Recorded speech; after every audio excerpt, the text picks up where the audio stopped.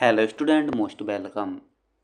तो चलिए लिखेंगे आनंद मासिक पत्रिका अंक 13 के प्रतिलेखन संख्या 5 और 6 का डिक्टेशन। डिक्टेशन लिखने से पहले इसमें आने वाले कुछ हार्ड वर्ड और वाक्यांश की आउटलाइनों पर एक नज़र डाल लेते हैं। यदि आपको इसका PDF चाहिए तो आप हमारे Telegram channel short hand with Vivek से इसका PDF भी डाउनलोड कर सकते हैं। टेलीग्राम चैनल तक पहुंचने के लिए इस वीडियो के डिस्क्रिप्शन में लिंक दिया है, आप वहां से टेलीग्राम चैनल तक पहुंच सकते हैं। तो चलिए लिखेंगे इसका डिक्टेशन। डिक्टेशन की स्पीड लगभग 80 शब्द पर मिनट रहेगी। तो चलिए डिक्टेशन स्टार्ट करते हैं 5 सेकंड बाद।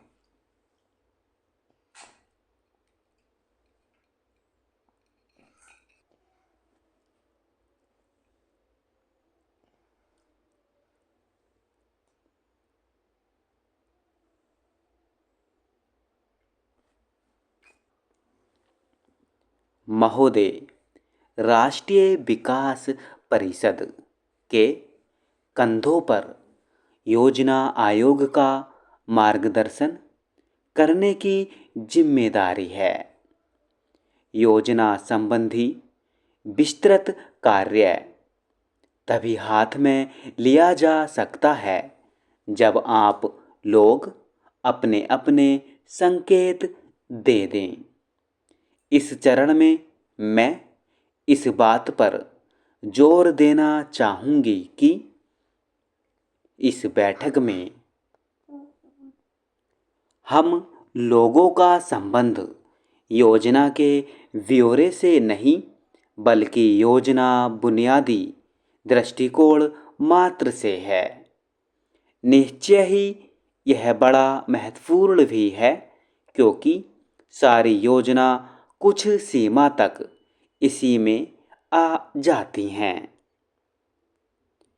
प्रमुख प्रश्न वे लक्ष्य हैं जो इसे प्राप्त करना चाहते हैं, जैसे विकास की दर और ढांचा, राष्ट्रव्यापी प्रयास, अनुशासन, सहयोग और दृढ़ निश्चय।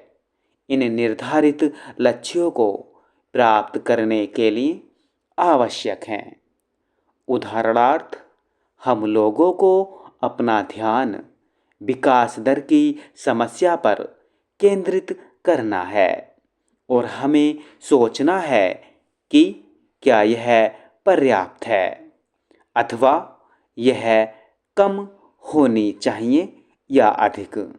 अगर हम समझते हैं कि 5 या 6% की विकास दर परम आवश्यक है, तो क्या संसाधनों को जुटाने की दिशा में आवश्यक प्रयत्न करने को तैयार हैं। इसके बावजूद कि अनेक दिशाओं में प्रगति हुई है, बड़ी बात यह है कि प्रति व्यक्ति वास्तविक आय बहुत ही कम है। जो कुछ विकास हुआ है उसका कोई खास असर जनता के जीवन स्तर पर नहीं पड़ा है। न तो इस विकास से पूरे रोजगार के अवसर प्राप्त हुए हैं और न ही विषमताएं घटी हैं। इसलिए भविष्य के लिए विकास दर एक महत्वपूर्ण कारक है। विदेशी सहायता को घटाने की दृष्टि से अर्थव्यवस्था को 6% की दर से विकसित करने का आयोजन करना एक साहसी कदम है। क्या हम यह कदम उठाने को तैयार हैं?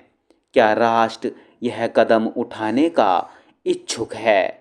दूसरी ओर, क्या हम इसमें कोई कमी कर सकते हैं?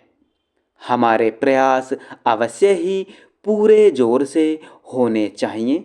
अतः हमारे लिए एक स्थिर दिशा, दूरदृष्टि और कार्य करने का संकल्प आवश्यक है।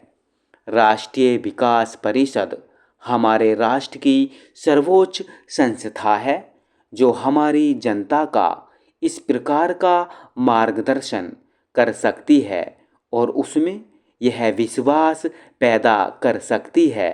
इसलिए आवश्यक भौतिक तथा वित्तीय संसाधनों के बल पर सही नीतियाँ और सही कार्यक्रम चलाए जाने चाहिए।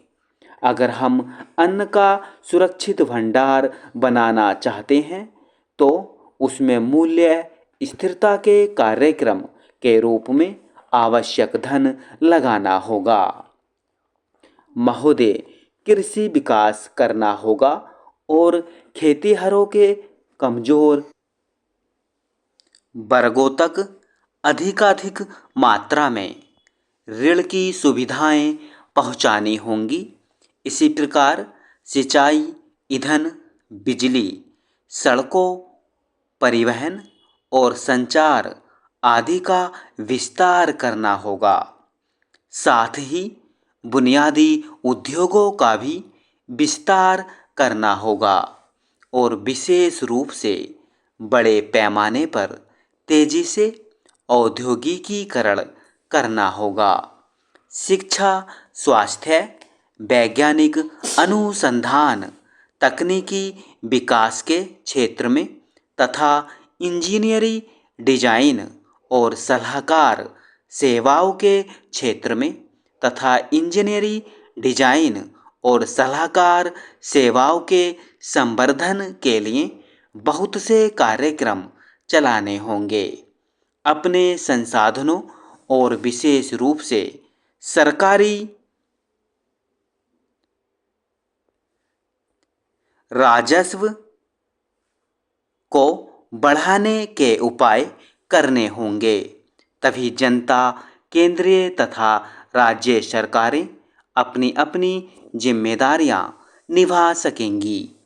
मुझे विश्वास है कि परिषद के सदस्यगण साधन जुटाने की इस समस्या पर गंभीरतापूर्वक विचार करेंगे।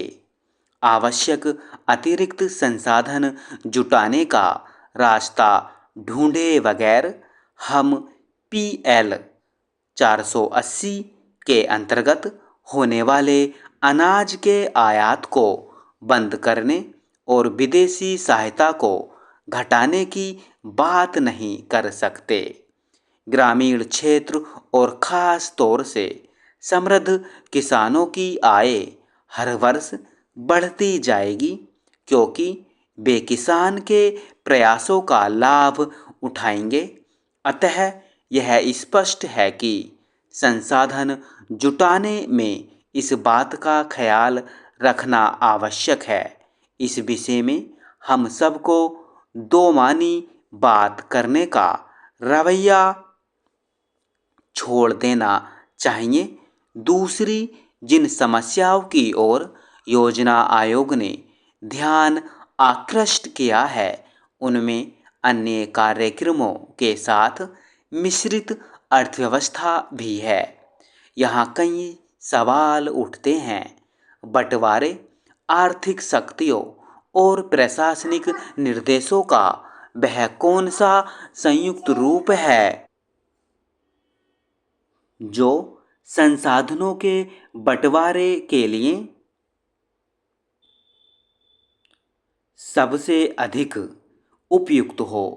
सरकारी क्षेत्र की इसमें क्या भूमिका होगी और इसे प्रभावशाली ढंग से निभाने के लिए कौन कौन से उपाय करने होंगे। धन और आर्थिक सत्ता के केंद्रीकरण के खतरे को दूर करके निजी क्षेत्र को कैसे बढ़ावा दिया जाए। योजना आयोग ने उत्पादन के विभिन्न क्षेत्रों के बीच संतुलन बिठाने का प्रयत्न किया है और इसके लिए कई सुझाव भी दिए हैं, लेकिन इसमें स्पष्ट निर्देश और मार्गदर्शन की आवश्यकता है।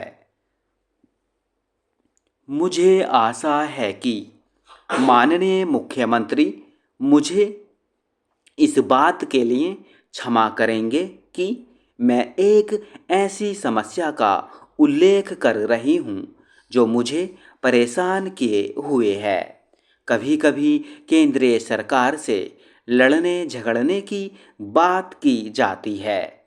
मुझे समय में नहीं आता कि इस तरह के झगड़े से या इस तरह की तानातनी से देश कैसे सुदृढ़, आत्मनिर्भर और स्वावलंबी बन सकता है।